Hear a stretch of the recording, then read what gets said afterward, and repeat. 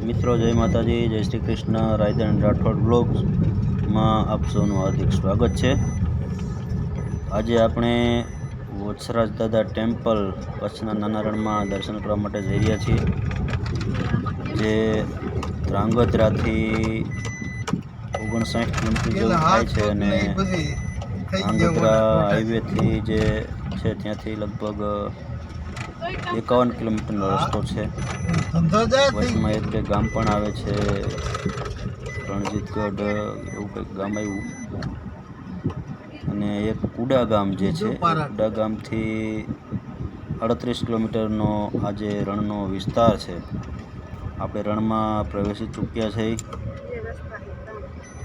ચારે બાજુ રણ જ રણ દેખાય છે, અને આ રણની વિશિષ્ટતા એ છે કે રેતી જેવું કાંઈ ખાસ છે નહીં। અમે 4 વ્હીલ લઈને જઈએ છીએ। હું છું, અમે બંને જણા, સાથે મારા સાસુ સસરા 4 વ્હીલ લઈને અત્યારે જઈ રહ્યા છે। આપ જોઈ રહ્યા છો, રણનો નજારો પણ ખૂબ જોવા જેવો અને આનંદદાયક છે। ગાડી પણ એટલી સ્પીડમાં હાલે છે કે રસ્તામાં કાંઈ નથી, કાંકરા કે ખાડા કંઈ નહીં, એકદમ સપાટ રસ્તો। અને એમાંય પાછો 1-2 દિવસ પહેલાં થોડોક વરસાદ પડી ગયો એવું લાગે છે, અને વરસાદના કારણે માર્ગમાં ટીપણી બેસી ગઈ છે, એટલે ગાડી પણ ફૂલ સ્પીડમાં ટોપીટોપ ચાલે છે। ગેર બદલાવાની પણ કાંઈ ઝંઝટ નથી એમ। જો આપ જોઈ રહ્યા છો, ચારે બાજુ રણ જ રણ। જો રસ્તો ચૂકી ગયા તો રસ્તો જળવો પણ મુશ્કેલ થઈ પડે એવું છે, પણ તમે ચિંતા કરતા ને, અહીંયા રસ્તામાં બંને બાજુ દાદાની ધજા ખોડેલી છે, એટલે જેથી કરીને આપણે ભૂલા ન પડીએ। અને રસ્તો છે વત્સરાજ બેટ સુધી જાય છે। આ સામેથી કંઈક ટ્રેક્ટર બરાબરનું ડમરી ચડાવતું આવે છે, ધૂળની ડમરી ચડાવતું આવતું એવું લાગે છે, કેમ કે અહીંયા તો રણ જ છે, એટલે રેતી તો ઓછી પણ માટી વધારે છે ને। ઓહો, ધૂળની ડમરી ચડી રહી છે, ખૂબ જ લાગે છે કદાચ ટ્રેક્ટર જ હોય એવું લાગે છે। સામેથી ટ્રેક્ટર આવી રહ્યું છે, જો આ ટ્રેક્ટર કદાચ ત્યાંથી જ આવ્યું હશે, અને આગળ પણ કંઈક ધૂળની ડમરી ચડાવતું જાય છે। તો વર્તાતું નથી, નજીક જઈએ એટલે ખ્યાલ આવશે શું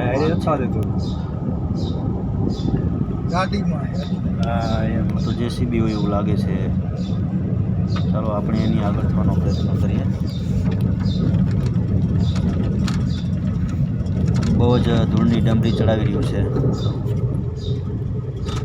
રણમાં।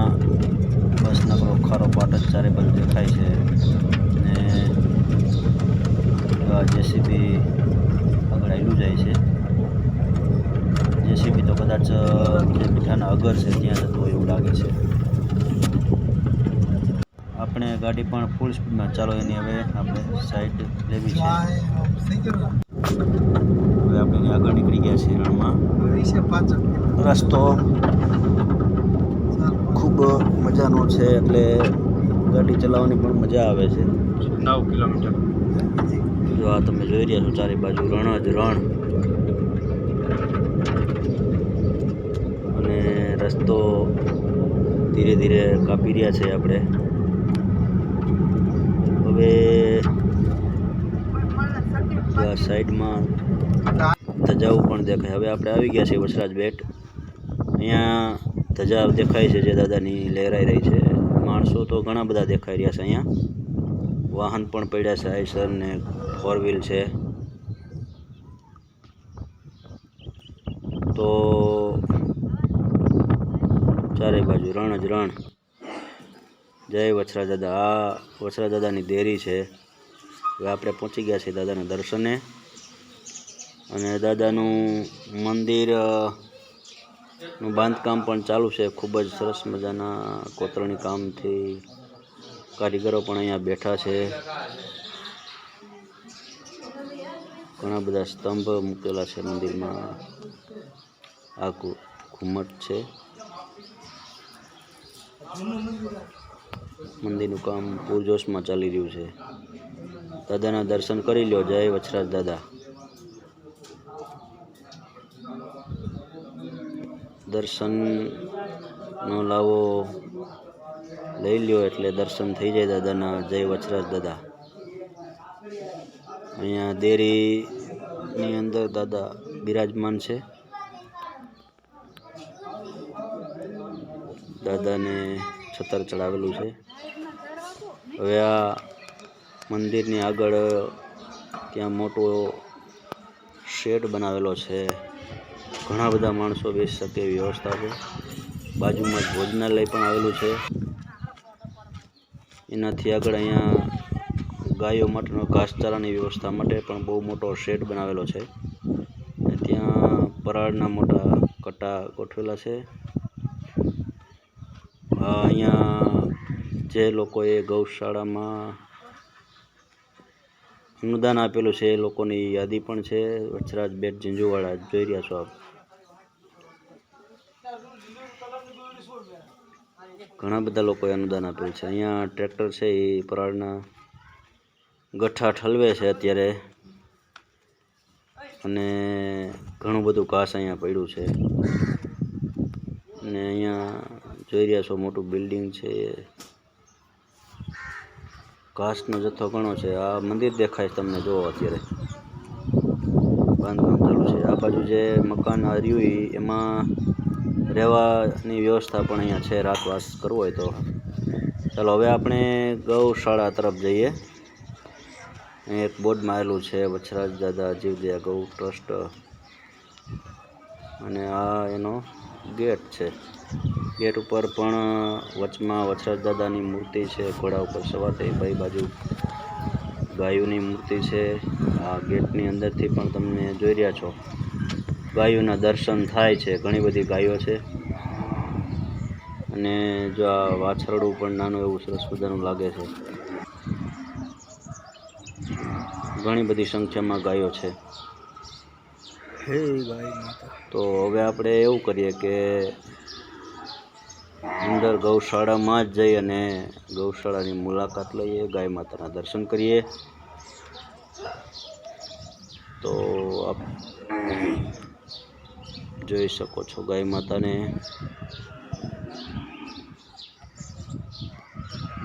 મારી આ યુટ્યુબ ચેનલને તમે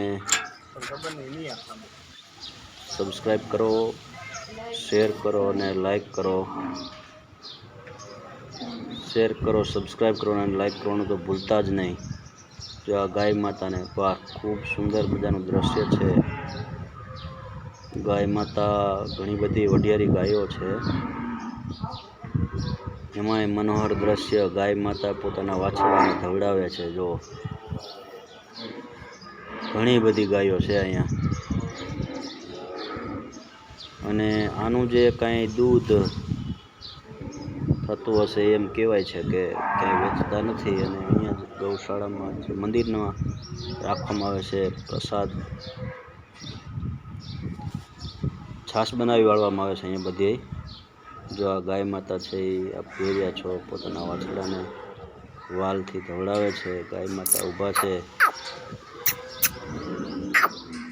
વાછરડું સરસ મજાનું છે. અને ઘણી બધી ગાયો છે અહીંયા જ. આ ગૌશાળામાં અહીંયા જ જો આ ઘાસનો પણ હવેડો દેખાય છે. આમ તો પાણીનો હોય એવું લાગે છે. એટલે અહીંયા બાજુમાં જ નીણ નાખી અને ગાયોને હવેડામાં પાણી પીવાની વ્યવસ્થા પણ છે. એ સિવાય એક મોટો બધો હવેડો છે. કદાચ આમાં પાણી ભરતા હશે ને ગાયો ને નીણ નાખ્યા બાદ ગાયો અહીંયા જ પાણી પી લેતી હશે.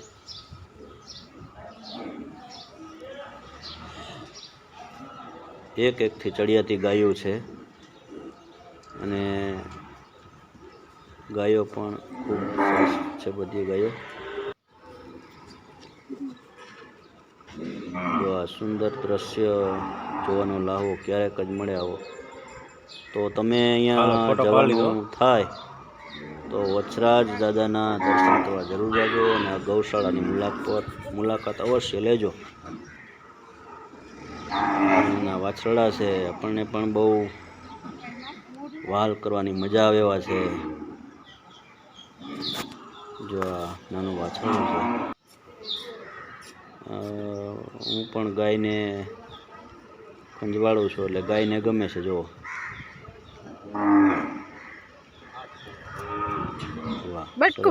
ગાય છે. તો હવે આ ગાયું માતાના દર્શન કર્યા પછી આપણે મંદિરની બહાર જઈએ અને ગૌશાળાની બહાર જઈ અને બીજું શું શું જોવા જેવું છે એ પણ આપણે જોઈશું. જો આ વઢિયારી ગાય છે.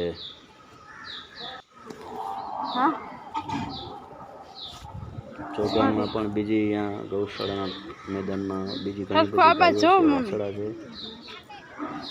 અને અહીંના લોકો પણ જો આ ધૂણો હતો. આ ઝાડવા નીચે ઘણા માણસો બેઠા છે. હવે અમે મંદિરની પાછળનો જે ભાગ છે ત્યાં તળાવ છે નાનું એવું.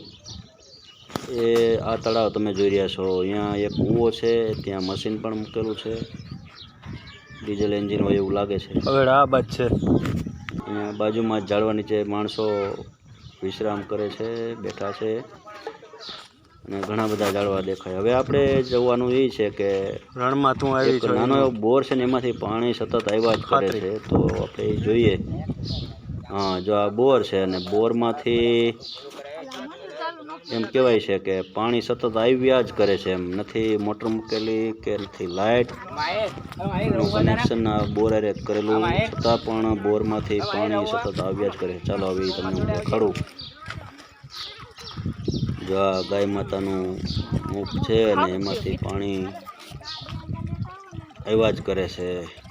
આ એક કુદરતી ચમત્કાર કહેવાય. જોઈ રહ્યા છો, જો ગાયના મોઢામાંથી પાણી આવે છે. એ જે બોર કરેલો છે એમાંથી સતત આવ્યા જ કરે છે. એમ આ એક ચમત્કાર કહેવાય.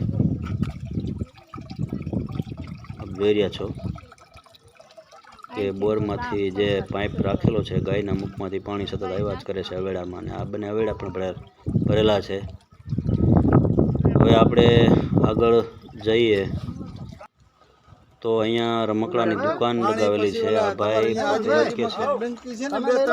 પોતે ઝાલા પરિવારના ભાઈ છે. બાજુમાં જ ગામ જે ઝીંઝુવાડા છે, લગભગ 20 થી 25 કિલોમીટરની અંતરે આવેલું છે વછરાજ બેટથી. અને ત્યાંના લોકો જ અહીંના ટ્રસ્ટમાં જોડાયેલા છે. ભાઈ પોતે ત્યાં છેક ઝીંઝુવાડાથી અહીંયા મોટાભાગની દુકાન બધી એમની જ છે. હવે આપણે આગળ રણમાં વધીએ. પાછા દર્શન કરીને હવે આપણે રણમાં આવી ગયા છીએ. તો અહીંયા રણમાં તમે જોઈ રહ્યા છો મીઠાનો અગર છે. અને મીઠાના અગરમાં મીઠાનો ઢગલો મોટો પાળો તાણેલો હોય એવું લાગે છે. અગરના જે મોટા ક્યારા બનાવ્યા હોય એમાં પાણી ભરી વાળે પહેલાં, અને પછી એ સુકાય. આ રીતનું આ તમને જોઈ રહ્યા છો એ મીઠું છે. અને આ જ મીઠું પછી કંપનીમાં જે દળાય અને એના પેકિંગ થાય છે. આ એ જ મીઠું. તો આ ક્યારામાં દેખાઈ રહ્યું છે, તમે જોઈ રહ્યા છો કે ઘણું બધું મીઠાનો ઢગલો છે. જય વછરાજ દાદા.